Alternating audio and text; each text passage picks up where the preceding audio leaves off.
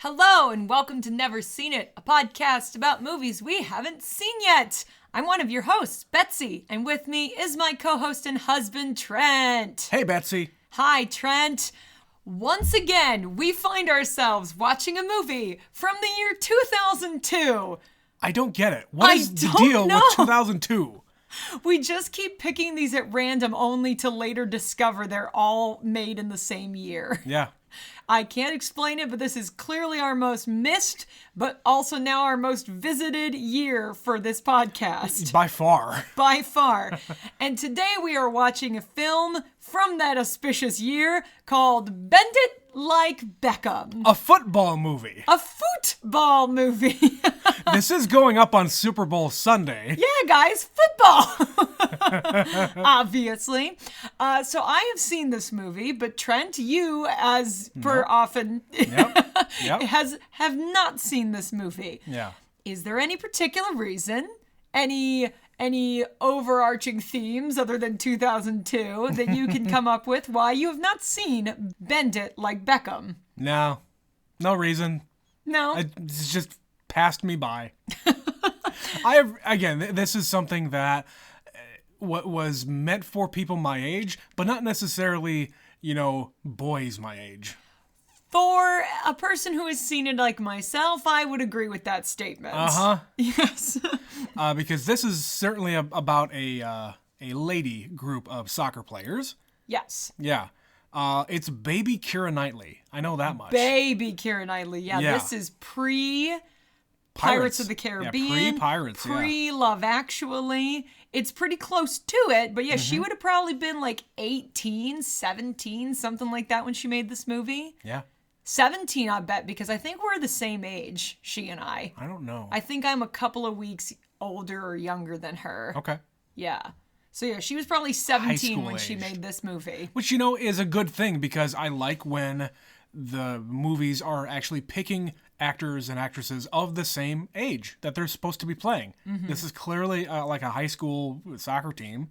Okay. Whether it's like a school thing or an outside of school thing, I have no idea. But, okay. So the title of the movie, first off, Beckham is David Beckham. Who was 2002. The very, extremely, overwhelmingly famous and handsome David Beckham. For back in the day, he was like the shit of like soccer. Yes. Yeah. He still is, even though he doesn't play. No, he's basically been fucking knighted. Yeah. He is that important to the sport. The UK. Yeah. Yeah. 2002, David Beckham was a very important figure to the game. Yeah. And I imagine he's in the movie in some capacity. He's gotta be. They put his fucking name in the movie. They did do that. They're not going to do that without getting him. Do you know what it means to bend it? I would Beckham? say it's hitting the soccer ball in such a way that it kind of curves. Okay. Do you know anyone else who's in this movie? God, no. And that's probably fair. So the interesting thing about this one, I think, is going to be if there's other people who are like the fringe characters who I now recognize, but at the time had no idea who they are. Yeah. I love going back to movies like this. I don't know that that's the case. I haven't watched this movie in a number of years, but I will be fascinated to know if anyone on the team that I never paid attention to before is now somebody I recognize. Right, some other young people who have become a thing. Yeah. There is one actor in this I feel like you've probably seen in a movie or a TV show, but I'm not 100%. Another person who was semi-famous in the early aughts. Okay, all right.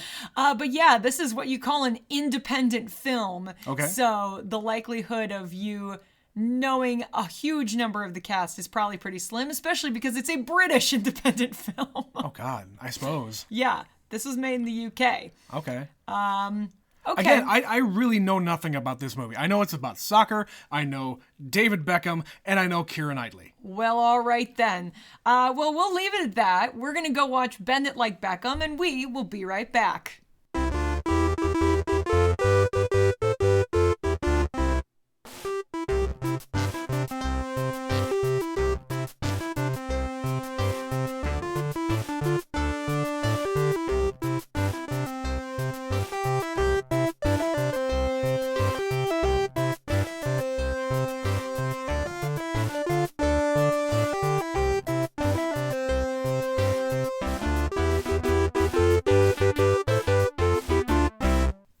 back. We bent it like Beckham, I guess. What'd you think, Trent? I really like that.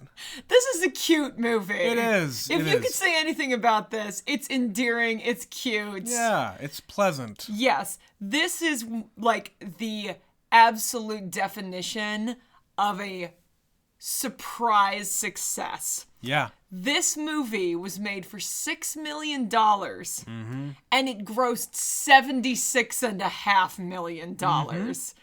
This movie was so huge at the time it came out. And I don't know what kind of legacy it's had, if it's still, now 20 years on, a popular revisit. But I remember watching this movie when I was in college, my freshman year, because everybody was talking about Bend It Like Beckham and how it was this amazing movie. Yeah. And I was like, okay, I'll check it out. And they showed it in one of the movie screening rooms where they would just have, it's like Wednesday night, it's movie night. Yeah. The place was fucking packed. I had to sit on the stairs. Because there were so many kids watching this fucking movie. This would have been in 03, 04. Yes, this would have been end of 03. This was my first semester of college. I watched this movie. Okay. And one of the things that has stuck with me was the audible swooning over Jonathan Rhys-Meyers. Okay. When he shows up the first time in his almost unbuttoned white shirt and deep V. He swaggers in this movie. He doesn't walk, he struts. Yeah. And he's got this deep V and he just turns and it's just oh, swoon. And I commented during the movie, I said, this guy is simultaneously handsome and ugly at the same time. He's got an intense look because he's so thin and he's got incredibly chiseled features. Yeah, his jaw is just chiseled. His eyes are piercing blue. Oh, they're so blue. And it's just don't look at me. I'm falling in there. But it's an intense look. Yeah. So if you stare at him too long, it's I'm going to start freaking out. Right. But for 2002... You took what you could get. Absolutely. And he's Irish on top of it. Sure. Come on. So he was the other actor I thought you maybe would know, but I wasn't sure. Did you recognize him from anything you've seen? No, I think I recognize the name. More than anything else, I think I've heard the name before, but... So his big call to fame was a few years after this, he did The Tudors, where he played Henry VIII. Okay, so I've seen his face on that the poster, so to speak. Yes. Okay. He's always got the short hair while he's sitting on the throne. Oh yeah, he looks. Yeah. It's King Henry VIII. Well, he fucks. I mean, he really did though. He really did. Oh yes, of course. But he looks like this on the Tudors. So slightly less portly than we're used to Henry VIII being portrayed. Yeah. He's young and sexy, and it's a show on Showtime where everybody's got their tits out. It works. Like a modern show. Right.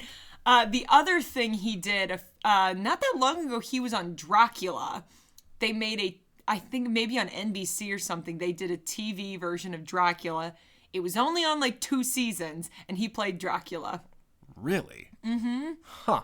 It did okay, but I think it was maybe just one of those shows where it was on the wrong network at the wrong time. Huh. People who like that show, who like Dracula, who like that show, they really liked it. God, but it didn't last I've ever long. heard of it. Yeah, it didn't last long. It didn't make a big splash. And I was kind of scrolling through his filmography, and I know there was a couple of things in there where you've seen him and stuff, because I know we've watched movies of his together. Okay. But he's always the bit part. He's only in 1 or 2 scenes. Yeah. And he's not a huge movie star. This was kind of the thing where he came and made this movie. Yeah.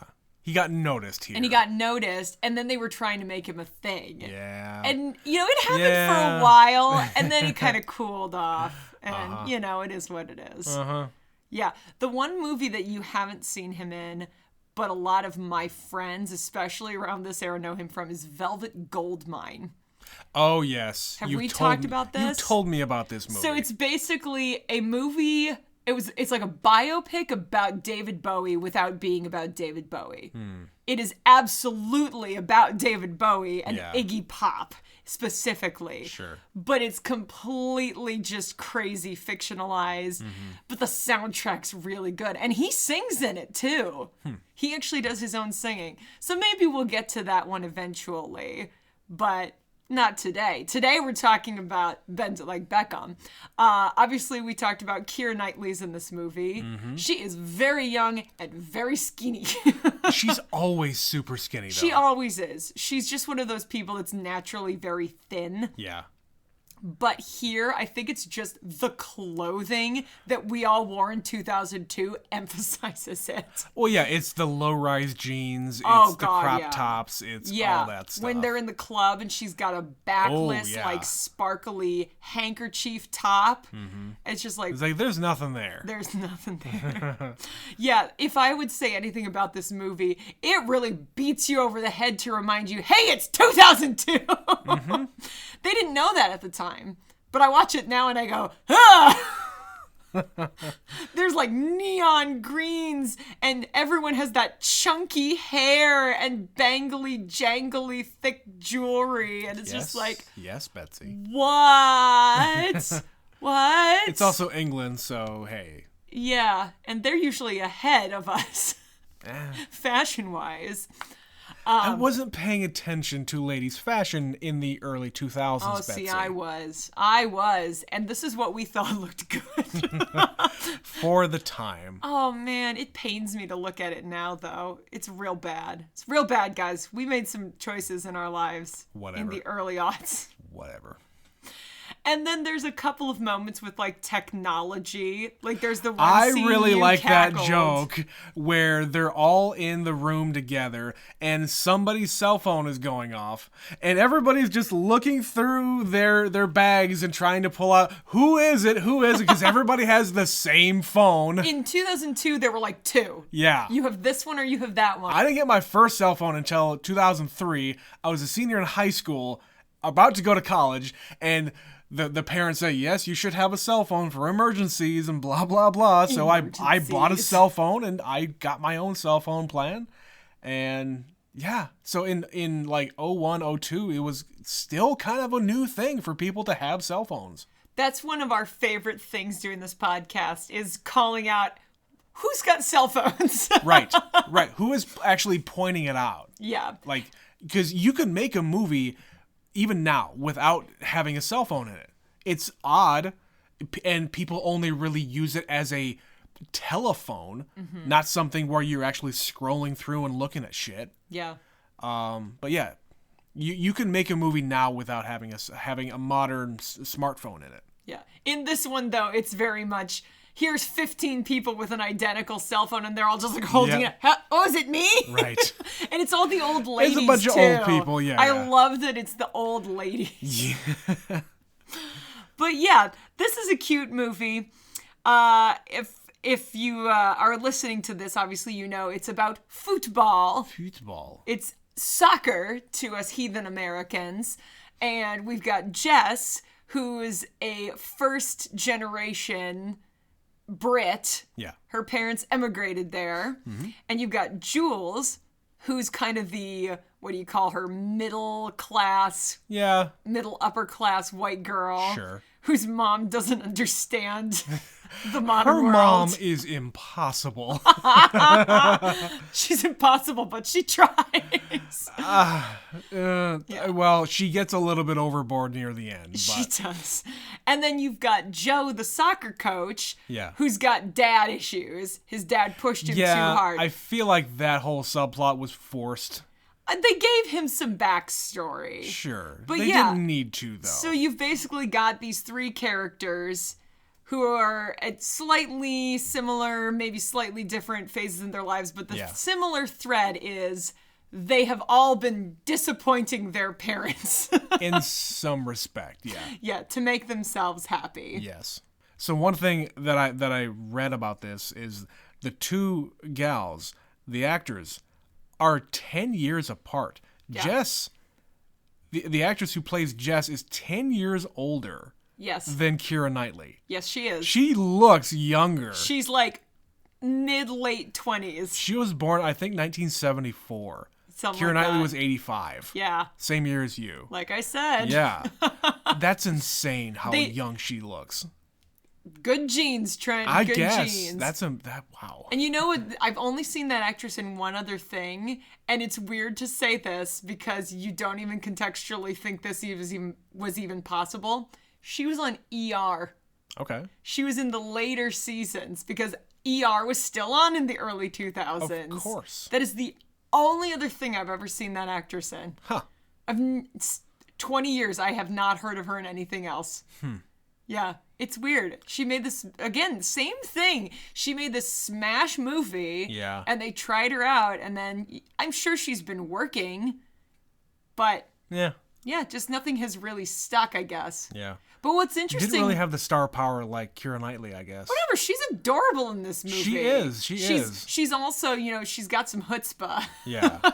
I liked her in this movie. She's really good. Yeah. Apparently the thing about the scar, that's real. It is real, I didn't yeah. know that until I Yeah. was just looking at that. Yeah, they wrote it in. The story is she was worried that because she had this scar that she wouldn't actually get the part. But instead, like she's gonna have to wear shorts because she's on Yep. the pitch, Yeah. as they say. She's wearing shorts and it's gonna be showing. So instead of not casting her, they did it and they just wove it into the story, and it made sense. So why not? Yeah. Why not? It's cool. I had no idea that was real. You think things like that are just there like as a more backstory. plot But when point. you really stop and think about it, it's like, no, it actually makes more sense to be the other way around where they just worked it into the movie. Sure. Yeah, and how often do you look at people's legs in movies? Yeah. I would never have even noticed it probably. They treated it really well. They did. Like, Yeah, as soon as they see you play, they're not going to care. No. They're not going to care anyway. hell no.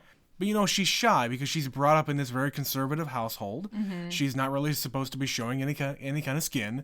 Even though it's not supposed to be scandalous, it's more, hey, you can run better without having long pants on. Yeah. So I understand where she's coming from. And then, like, she gets thrust into this girl's locker room where everybody's just stripping. Yep, bras out everywhere. Yeah. And she's changing her shirt Underneath. under her other shirt. And yeah, I get it. Not everybody's comfortable doing that, no matter how you grew up. No. And I mean, this is pretty tame. This is, a PG-13 movie. Sure. So it's not like there's naked girls or anything No, like and that. they wouldn't do that for this movie. Well, no, but in a real locker room, it's not unreasonable to think that course. they're just like, "Woo, gonna go take a shower now." Sure. But yeah, she's very covered up Mm-hmm. most of this movie. And like there's a comment like her mom catches her playing soccer in the park with a bunch of boys. Yeah. And she's just like, oh, you were in your with all that skin and the boys were touching you. Boys were touching you all over. Yeah, and it's just absolute scandal. There's a whole lot of that going on where they're just like, no, change is terrible and stop it. So yeah, that's the other theme throughout this is culture. Oh, yeah. Culture shock and culture and And this is a culture that not a lot of people have any kind of exposure to. not around us certainly. True. Yeah. You could just say Americans in general. Yeah. There isn't a giant Indian population here. No, it's more relegated to certain areas of the country. Yeah. Not spread around. Yeah. I actually have a friend from college who is first generation American, and her parents came from India. Yeah. And it was very interesting watching this movie with her because she has such a different take on it. Sure, because she can identify more with the other side. Oh yeah, she gets all of the beats that I'm like, they just go over my head. Rather than like us trying to like, pay attention and listen and watch and it's like trying to understand. It's like, yes. What sounds like a funny joke to me is like a hilarious joke. Yes. But I can't remember them now, like explaining the difference, because I haven't seen this movie in so many years. But yeah, it's definitely a cultural thing, watching these people having, the whole plot is her sister is getting engaged. Well, they're talking about how she's getting engaged. She isn't engaged yet. So they have like all this preparation for her to get pre-engaged, basically. Right. And then she gets engaged and it's a whole huge thing. Yeah. And then at the wedding, it's like a 3-day event. Uh-huh. And that shit was a fucking horses party. And Rolls Royces and bands and everybody's dancing. A whole thing. Yeah, it's they go all out, and that's awesome. That's fucking awesome. Especially that looked like so much fun at that party. Especially when you compare it to a wedding, like for Midwesterners. Oh yeah. Nobody dances. We're all uptight white people. You talk about conservative. Oh like, come my God. Come to a Midwestern wedding. Don't come to Midwestern. Don't. We have been to so many of them. They're all terrible, including our own. It's true. It's true. Ours was like semi-fun if you were on the side we were, which was dancing like stupid idiots on the floor. But I don't think anyone else was having it's just us. All people our age, your friends, my friends. That's it. Yep. But these people, everyone is out there dancing. Parents, grandparents, aunts daughters, and uncles, kids, whatever. It's Everybody's a party, out there. You bastards, it is a dance. fucking party. I was jealous to not be there.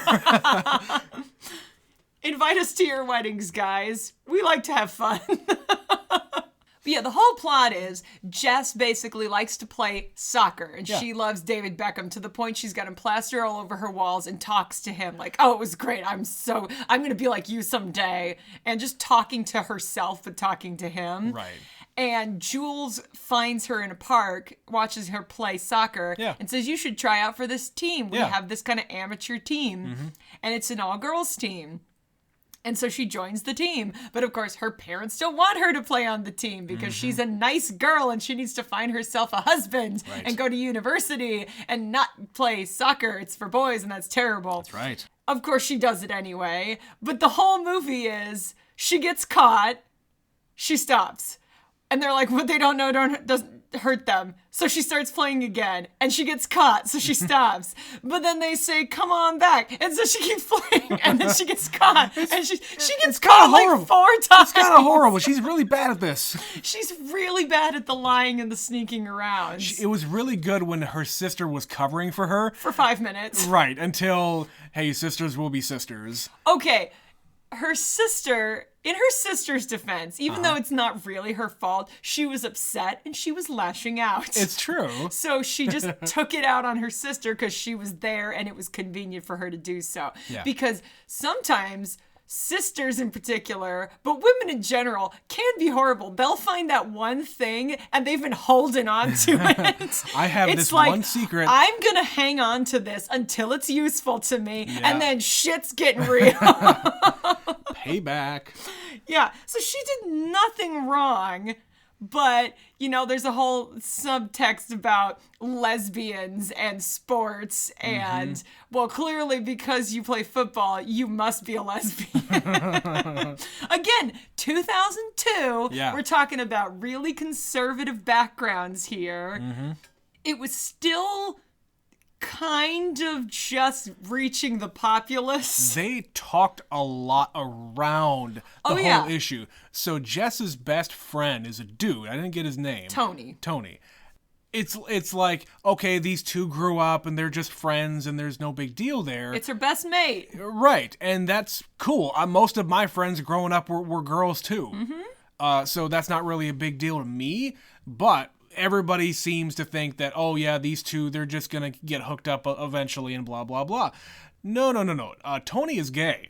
But they never say that he's gay. They never say the word. No. They have several moments throughout this movie where, like, Jules and Jess are laughing on the side of the road at the bus stop, and they're kind of leaning into each other. Being very close together. Touchy-feely. Their faces are close together. You're comfortable with friends. Like, when you're friends, you get, like, weirdly touchy-feely sometimes. Some people are like this. Yes. I am like this. And the sister's fiance, his parents drive by and they see her, quote, kissing a boy. Right, with the short hair. Because Jules has short hair out on the street, and she's bringing shame to them all. Right. And then they say, oh, well, it's a girl. And they're just like, why are you kissing girls? Right. Like, no, I wasn't doing that. Right. She's a girl. She's a friend. I swear I wasn't happening. Yeah, so this other family, and this is again more cultural things. So what do they call it? Like it's an arrangement of love. It's not an arranged marriage. Like love match. Yeah, these two found each other, met, and they decided they wanted to get married. Well, at that point, then the two families come together and basically bless the union. They agree to it. Yeah, they bless the union, They've so to speak. Talked it out. Yeah, so to speak. So his parents are apparently loaded. Oh, yeah. Because they What come were they driving? in their fucking BMW or Mercedes or whatever the hell that was. I think that was maybe a Mercedes. Yeah, it was an expensive car to come and Dad's visit. got a fucking ascot. Yeah, dude's got money. So they are disapproving of the fact that their future daughter-in-law's sister might be a lesbian. Because just not even that she's a lesbian, that she is or she's kissing on random people out on the street at the bus stop. Right. Yeah. And it's that's just not like proper. Your entire family is shameful and goodbye. Yeah. Like that's how bad that's rough. One bad apple spoils the whole bunch, Trent. Ooh. Yeah.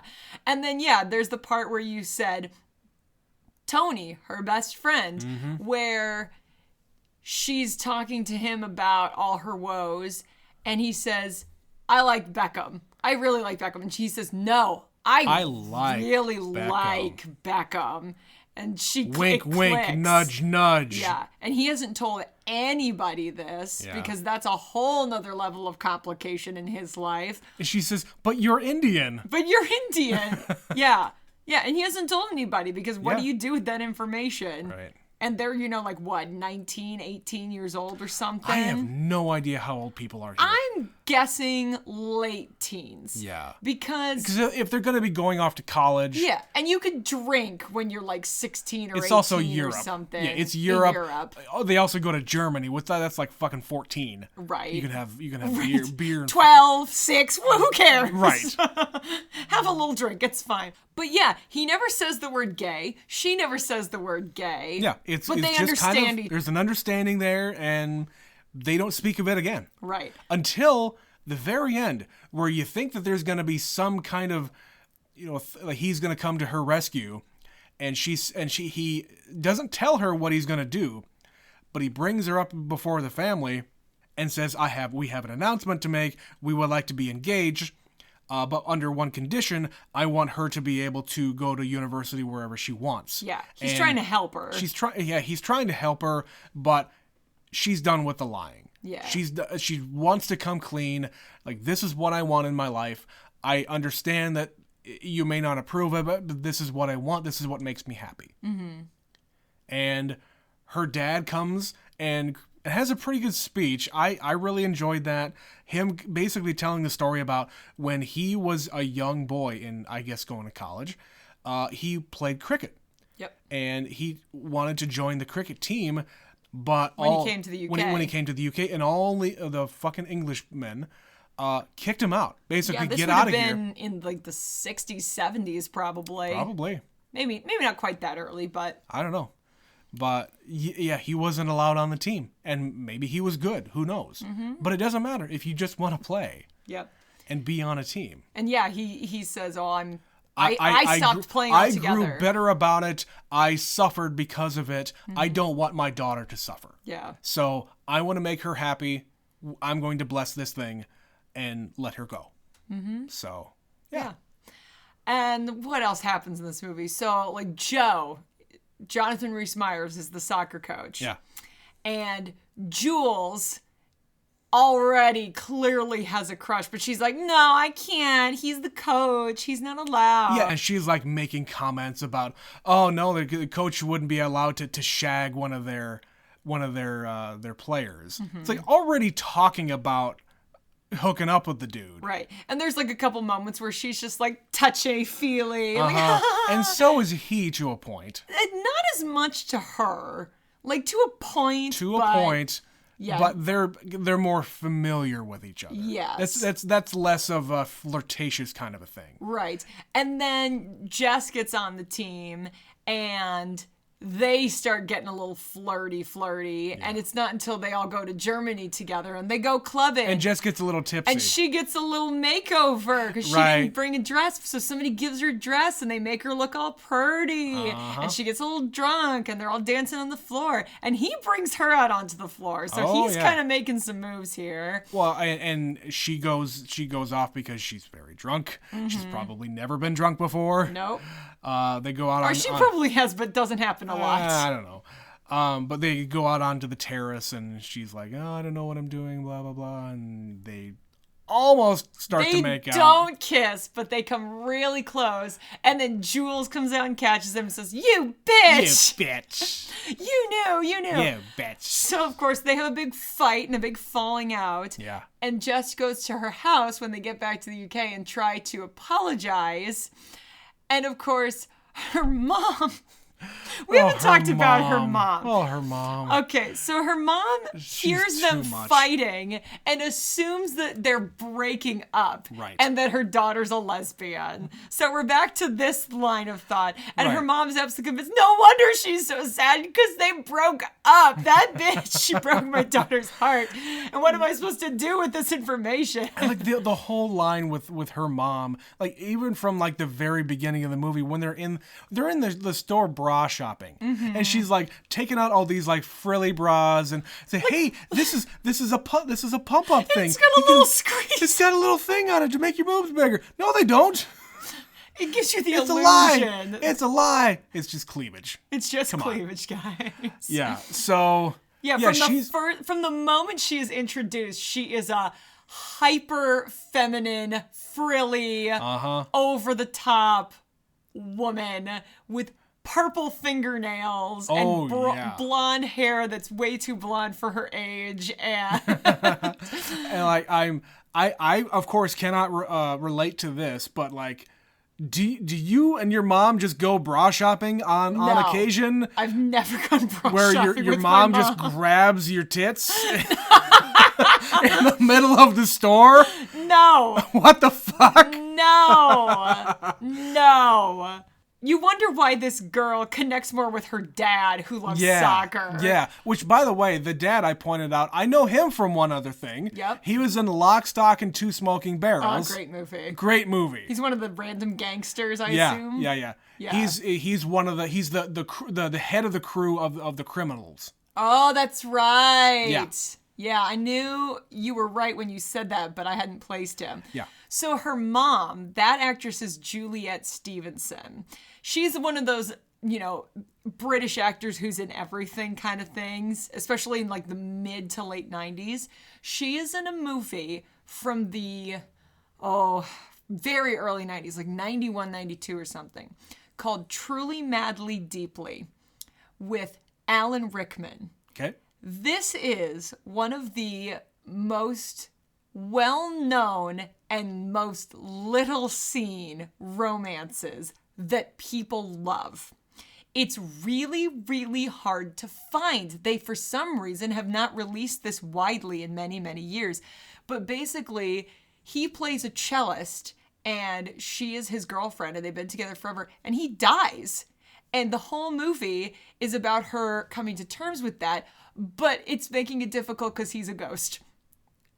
And it sounds stupid, but it's actually really like sweet and warm, and it's one of those romances that people talk about. And I saw this movie. I don't know how it came to pass that I saw this movie in like the late 90s. My mom picked it up from the library. In Sioux Falls, South Dakota, we had a copy of this movie. What? This is so weird happenstance. I don't know. And I haven't seen it since. And I've tried to find it. And it's not streaming anywhere. And you can't buy the thing. Out of print. It's out of print. But when people talk about Alan Rickman's career, this movie comes up all the time. And Juliet Stevenson is the other lead in this movie. All right, then. She's a wonderful actress. And she's great in Bend It Like Beckham. She is fucking hilarious. She is. She is so over the top, though. It makes you want to, like, wring her neck. Get your lesbian feet out of my shoes. But it's how she says it. Get your lesbian feet out of my shoes. It's so... Thank you for the accent. That's not even good. No, it's not good. I could do better, but you get the point. Yeah, and she's just like bows on everything, and she's just frilly everything. Oh God, yeah, she's great.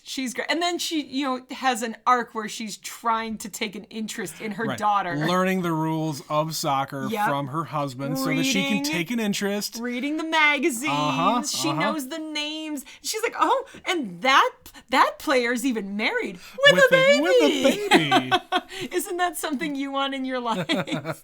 Like, you can't blame moms for mothering. They want for you what they wanted. Yeah. And, or what they didn't have. And those things often don't line up, and that's okay. Yeah. You can't blame them for wanting it, though. Support your kids in what they want to do. Yes. So she's really extra, and Keira Knightley is constantly like, oh my God, Mom, stop embarrassing me. Yeah. And the dad is much more chill, and like, he's very much supportive of what she wants to do. And he says, well, even if she is a lesbian, I'm just glad there's not a bunch of men hanging around her all the time. Isn't it better than her chasing boys? Like, come on. Right. So he encourages her by, buying the equipment. Like she got surprised with like a new like soccer net type of thing, or training net. To be in the backyard. So, he's not really a big part of the movie, but I can see how he would be the supportive parent and not really getting in the way of what she wants to do. Yeah. But yeah, so they kind of, again, there's all these misunderstandings. They see the two of them, like, kiss each other on the cheek, which is very European. That's a thing you do over there. It's not weird. Right. And then even her dad sort of kind of is like, well, maybe she is lesbian. But of course, he's hearing it from her mom. But instead of sitting her down and having a conversation about it, her mom instead decides, I'll drive you to your friend's wedding party that you're going to. And she runs up to her friend and she starts screaming at her about how she's a hypocrite. Oh, you're such a nice family person and so conservative here, but you're breaking hearts out on the street. And everybody's like, what? You're just kissing girls out on the street. You lesbian, get your feet out of my shoes. I thought she was a Pisces. That's a good line. And then when they're driving away and Jules says, we got in a fight because of my coach. A boy, Joe, a man, he's a man. Joe, a boy, Joe, man. Joe, man, Joe. And then she's just like, oh. Well, then it's fine. It's fine. Would being a lesbian be so bad? Oh, no, there's nothing wrong with it. No. Yeah, and I said, not if it's your own daughter. Yeah. Yeah, so the implication here is, of course, she's also pretty conservative as far as culturally that way. Like, it was also she's culturally very British. It was also very 2002. Yeah. Not a lot of people were comfortable with all that stuff yet. I get it. Yeah. I get it. We've come a long way just in our lifetimes, Betsy. Right. I just remembered another line her mom says. She's talking about how, that sporty Spice, there's a reason she's the only one that doesn't have a fella. Speaking of, we got a couple of Mel C songs. Yeah, we did. Yeah. We got one that I wasn't as familiar with, and then we got her big hit. Yeah. I Turn to You, which was a fucking huge song in the early 2000s. Over there, that song was big. Yeah. Big song. Yeah, and you were surprised to hear that she had even put out a solo album. I mean, I figured they all did, but again, this has been so long since then, I just completely lost track of what the Spice Girls were doing. Oh, see, and to me, her voice is undeniable. I agree. Like, I picked that out in a second. It was a song I didn't even know, and I was like, it's Mel C! Yeah. And I was telling you... Hey, I had that first Spice Girls album. It was great. You had that? I bought that. How did you have that and I didn't have that? What? No! I didn't have a CD player or anything. I don't know why I never owned it. The one with the white cover, right? Yes. Spice. I owned that album. Trent. shouldn't. I'm in love with you. No, I need it. Someone, you should buy it for me on vinyl because that exists. I want to be like a cool adult, but also a nerdy 12-year-old inside. We have a record player. We do. Yes. Yeah, I have to move on from CDs though, so get me the vinyl. But of Spice, the 1997 smash. We're not hit. going to get into the whole discussion about moving on from CDs back to vinyl. Shut up. That's another conversation. Shut up. Anyway. But yes, Mel C. And I was telling you also, she put out an album like last year. Yeah. It's sick. It's so good. I listened to like half of it and I want it and I haven't gotten it yet. Oh, God, Betsy. Shut up. She's a treasure. She's a treasure. All the Spice Girls are treasures. Speaking of, one of them is Posh Spice. She's married to David Beckham. What? They're not in this movie, Trent. Fuck. I'm sorry. Fuck. So yeah, at the end of the movie, it's all this back and forth. Jess doesn't want to play, or she's not supposed to play, but she keeps getting pulled back in, and then she pulls out, and then she gets back in. And so finally her dad sees her play, and then her sister's wedding day is the same day as the big championship game. Oh, no. So her dad says, if the only way for you to stop looking so damn miserable On your sister's wedding, if this is what will do it, go play the game.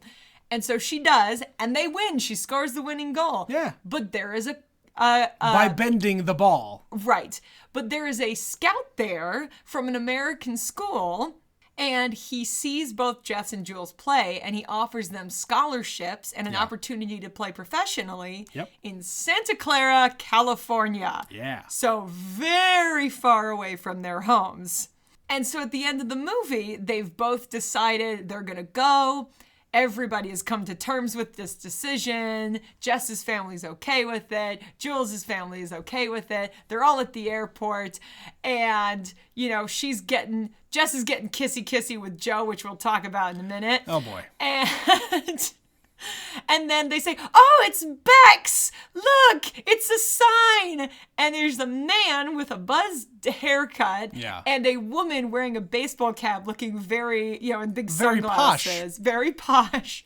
But no, that's not them, Trent. If it was really them, they would show them up close and they would have gotten a cameo. I know. No, I was disappointed. And I know it's a budget movie and it's independent. They had $6 million to make this entire movie, which is a fraction of what he was being paid in a year. Damn you, David Beckham, for not showing up in this picture. I mean, his face is all over it. His name, his image. Yes. But, But it doesn't... No, I'm not. No. He should have been there. He needed to be in this movie. Damn you, David Beckham. Damn you, Beckham. How could you not see the future? That's right. And make sure you were in this. Yeah. Just at the very end, have a cameo and say, hey, nice shirt. Or whatever. That's a good line. Nice shirt. Meaning the soccer shirt, the game shirt. What I don't know what they call it. The soccer jersey? The uniform. The jersey. The uni. It's a jersey. Jersey? Everything's a fucking jersey if it's for a sport. A football jersey, a basketball jersey, a soccer jersey. It's a jersey. It's a shirt. It is a shirt. It's also a jersey. But going backwards, I said we would talk about it. Yeah. So there's this will they, won't they thing throughout the movie with Joe and Jess. And before we get to the end at the airport, she's running up to Joe and says, they're going to let me go. They're going to let me go. I'm going to go to California and blah, blah, blah. And he's like, well, I guess maybe we shouldn't after he tries to kiss her or something. No, so... They hug, and somebody on the field goes, "Oi!" And she goes, "Oh, I forgot." And he says, "No, it's okay. I'm not your coach anymore. We can do what we want." Right. And he leans in to kiss her, and she stops it. Right, because she remembers, again, I have responsibilities to my family. Yep. Not to be hooking up with some white boy. You are going to be too much to explain. Like, this was hard enough to get them to agree to let me go. Let me go. And he's like, oh, well, you're going to go to America anyway. So I guess basically saying goodbye. Yeah. So they decide to just leave it alone. Yep. It's fine. Then they're at the airport, and you hear Jess, and he comes running arms akimbo. Yeah. He has the weirdest run. Also, he shouldn't be running with that knee.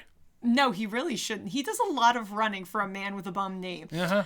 And he pulls her aside, and he's just like, we've got something here. And, damn the distance, and we should give this a go. Uh-huh.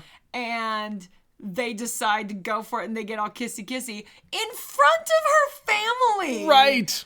For this being such a big deal. And there's no comment about it. No. Whatsoever. And I don't know if that's because her dad is... Like, he kind of turns and looks. I wonder if he's just, like, keeping mom busy. Yeah, I or guess. what. I guess. But yeah, nobody saw that? Yep. The people who were really concerned about this whole thing, nobody saw that. Yep. Yeah. Well, I guess everybody was also distracted by the Becks. The Becks. We were all looking at Becks. Because why weren't we? Mm-hmm. So, how do you feel about this subplot of the romance? Did you feel like it needed to be in this movie? I don't, because what they were saying before about it is highly inappropriate for you to be involved with somebody you are coaching, whether it's for a school thing or if it's for a professional thing. Well, right, because you cannot do the same kind of coaching, the actual act of coaching. You have to treat everyone the same. You have to treat everybody the same. You cannot give any kind of special treatment or less treatment. Right. Because of your relationship with them. But at the end of the movie, they don't have that anymore. Right. But I think it's unfair for him to be doing this to someone who is because he is clearly older. Clearly older. Which is so weird because he's actually not. I don't care. But in the context of the movie, actor-wise. But I'm saying, in my opinion, I think he's taking advantage of a naive girl. And she's probably never been in any kind of relationship before. He should really let that go. Because she's going to go to California. And there's going to be all these boys in California. And her friend is going to also want to be with all the boys in California. All the boys in California. All the boys in California. That's not fucking fair to her.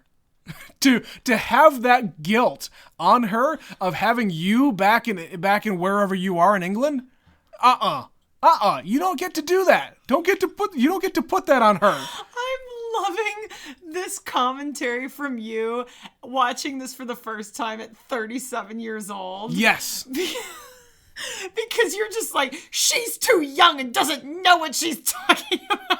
I just remember being comparable to her age at 19. And I was like, he's fucking hot. Let's do this. Okay, fine. Go ahead and have your fun, but don't have this heavy relationship shit. Come on. Who said they had a heavy relationship? They've kissed once. I know. One time. But it's the longing. It's like, hey, I'm going to be back on Christmas. What are you going to do until then? Hook up with California boys. I don't know. That's my point. That's my point. He's trying to trying to call dibs. Yes. Right as she's leaving. Yes, that's exactly what I'm saying. Shoots her with a blow dart. That's what I'm saying. Tags her before she gets on the plane. You are tattooed with only for me. Think about me forever. Right. And then my favorite single moment in the whole movie. The two of them go through the gate and they hand them their little passport and their ticket, and then they stand there 3 feet away from their family and wave. And they wave. And they freeze frame. It's so stupid. It's very early 2000s It's movie. very 90s. That is like a remnant of the 90s. The freeze frame? The kind of close shot freeze frame. Yeah. That's a 90s Slow thing. zoom. Yeah. Yeah.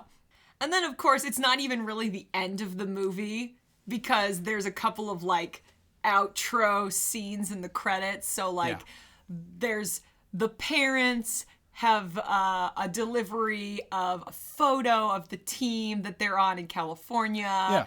Jules' mom and dad, they've got like sweatshirts from the college. That's what you do. Jess's sister is very pregnant. And then her dad is playing cricket again with Joe on the park across the street from where they live. Yeah. So he's taking it back up. Yeah. And they're having a nice time, and he's become friends with Joe, which ought to make that whole dating thing easier. Yeah. Until she brings home another boy from California. That's true. That is true. Watch out, Joe. That's right. Remember when we saw that Joe. cricket match a few years ago? We were driving. That's right. We were driving from Sioux Falls to Minneapolis on the back roads. Like, we don't take the interstate. From the way we go, it makes more sense to take the back roads. And we're driving through God knows what small town. Yeah. And you were driving, and I looked over, and I saw all these guys doing something out in a field. And you didn't even know what they were doing. I looked, I couldn't tell. And then I looked closer, and I was like, are those guys playing cricket? And then I looked over, and sure enough, they had the bats. They had the wickets. Is that what they call them? Sure. The sticks in the ground and doing the. I have no idea what cricket is all about, but I know those terms. There's a ball. There's a bat. There's a thingy. There's running and hitting. It's like baseball, but not. It's like baseball, but weird. Yeah, it's like weird baseball. Yeah, it was the weirdest thing. I've never seen that before. I will probably never see it again. Right on the side of the highway. Because I'm like, wait, people in Minnesota know how to play cricket? Anybody knows how to play cricket in this country? Yeah, like I would understand lacrosse because, it was invented in Wisconsin. Right. Lacrosse. Native Americans invented lacrosse. Yeah. And was adopted by white college boys. Rich white college boys. Yes. That's right. Yes. So yeah, that I understand. But cricket took me by surprise. Oh, yeah. Yeah. I forgot about that. It was a fascinating discovery on a random Saturday morning. Yeah. Go figure. Well, any other thoughts? Anything else you wanted to talk about this here movie, Trent? There was only a couple of other things that I pointed out that I wrote down. Speaking of like music in the movie, there's not a lot of like licensed stuff. It's mostly like techno. It's a lot of like early 2000s stuff, like stuff that I heard in commercials at the time. A lot of techno stuff like that. But there was one cover of a Tom Jones song. She's a lady. Was it? She's a lady? She's a lady. Or was it? No, it was She's a Lady. Was it She's a Lady? She's the kind you like to flaunt and take to dinner. All right. Yeah, there was a weird. It wasn't Tom Jones. No. It was a weird cover. No. And I tried to Shazam it, and it did not come up. So it must exist. only be for this movie, and that's it. I guess so. And then at the very, very beginning, they were doing that fake newscast of her basically having a daydream. Yeah.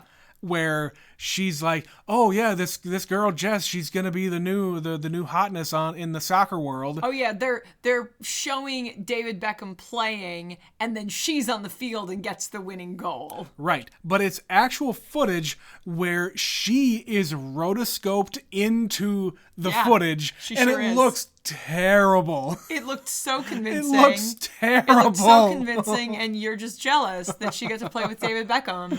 It's true. But yeah, I had to point that out because good God, that was terrible. Yeah, there's a couple of cute moments in that movie. Like right after that, they have a panel talking about how she's this hot up-and-comer, and there's sportscasters saying, oh yeah, she's got a real future. And then the last one is her mother saying, no! Yes. No, that's not okay. And then like at the end of the movie, she's about to score a goal. Yeah. And then instead of the other players, it's her mother and her sister and her elderly aunts. And they're all just like waving their hands at her like, what are you doing? So there's a couple of cute moments like that sprinkled throughout this movie. Yeah, they don't really fit all that well, but I'll let it pass. Right, it kind of sets a tone at the beginning and then really doesn't do it. There's no real payoff until that moment. Yeah, where she's doing the extra daydreaming scene, but yeah, it's cute though. This is a cute movie. I fully enjoyed this movie. Good. Yeah, I'm glad we watched this. on Super Bowl Sunday. Well, for Super Bowl Sunday. For Super Bowl Sunday. Football! You wouldn't catch me anywhere near this microphone on Super Bowl Sunday, Betsy. Sure we will. We're going to record 3 episodes, all on Super Bowl Sunday. There's nothing interesting going on. You know, Betsy, I remember there was a time back when Downton Abbey was on. I tried to let you join me watching it on the big TV while the Super Bowl was on. You didn't want to take me up on that offer. No. Shut Up, Downton Abbey's amazing. It's amazing. And you're just jealous. They know their demographics, though. Yeah. To have, like, premiere episodes on during the Super Bowl. Hell yeah. I was not hesitant to go and watch that. I was like, this is more interesting. And I will stand by that. And Betsy likes football. She'll watch football with me. I like Downton Abbey more. Fair enough. I've seen the entire series, I think, 3 times, maybe? At least twice all the way through. You've seen the movie. You'll see the next movie. I'm almost ready to watch it again because there's a new movie coming out in May, and I should really just go ahead and watch all 6 seasons. And a movie. Oh, boy. Those are the rules, Trent. You can't ever just go to the movie. You have to know, you have to remember what happened. You have to remember. Maybe I'll make you watch the new Downton Abbey movie. Do you think you could sit through that many seasons of Downton Abbey before we watch it for the podcast? Betsy. I don't know where you think all this time is coming from. Don't worry about it. We'll figure it out. It's all going to be okay. No, we will not. All right. Let's get out of here before you try to convince me to watch other stuff. All right, let's read an email from Stephanie, our one emailer yet again this week. You guys can do better. Come on. Stephanie's kicking your asses. That's right. Stephanie's just racking up the email points. Let's get caught up here. About the rules of attraction. I saw this one in college too, probably 2006 or 2007. I think I've only ever seen it maybe twice. Honestly, James Van Der Beek is really good in this, but the character makes me sad. I have mixed feelings for American Psycho 2. Both movies are good, but leave me with icky feelings. I guess I'm more of a Chuck Palahniuk girl than Bret Easton Ellis, but I have not read these books, so maybe that would make me like them more. Yeah. They have a style, like the language they use. Yeah, you made a point to say style. the cadence of the words and the style of the words put together are very similar. And basically in their monologues, in their head. And I assume that's because that's how the books are written. Yeah. Oh man, college kids are dumb. It is heightened hormonal craziness combined with drugs and alcohol. Fact. I was in college. I never participated in such things, but I know people who did. I was too busy swooning over Jonathan Rhys-Meyers while watching this in a room full of nerds. It's true. I wasn't there, but I believe you. I love the idea of Trent convincing young teens that they're too young and emotionally immature to be in love. That's right, goddammit. You just did it again. Like I said, I just did that. Yeah, go ahead and hook up and have fun, but Jesus Christ, don't try to lock someone down to you and you only. If it's not a two-way street. Come on. Anyway, that's enough of me. Finishing up here, I knew my husband in high school, but we did not get together until our 20s. I have an aunt and uncle that started dating when they were both 16. They now have 2 kids in college. That is maybe the only success story of a high school romance that I know. Yeah, I'm not saying it can't happen. It's not that it never happens. It's just rare. And people go through so much growth and so much maturity between high school, college, after college, getting a job, and all this other shit. Oh, man. If you and I had met when we were 16 versus when we were 26. No. No. No, wouldn't happen. Wouldn't have Not happened. a chance. Nope. I am a completely different person. Absolutely. I have gone through so many phases of my life from high school to college until after college. I think it wasn't until after college that I came out of my shell, so to speak. Yep. So You were broken out of your shell. I was like Smashed dragged, open. kicking and screaming out of my shell. Yes. From You were adopted by very loud extroverts who insisted. yes. Yes. and I thank them. That was the end of that. It's true. And by the way, one of those actually knew Betsy back in the day. It's true. Had no idea. I had a previous claim to that one. When we made things official, Betsy and I, when I put it on Facebook, that friend sent a message to me and told her this story about Betsy when they were kids. Yep. Her like going to school in her Catholic school outfit and hanging on the monkey bars upside down. I did do that. Uh-huh. And my underwear was out. Yep.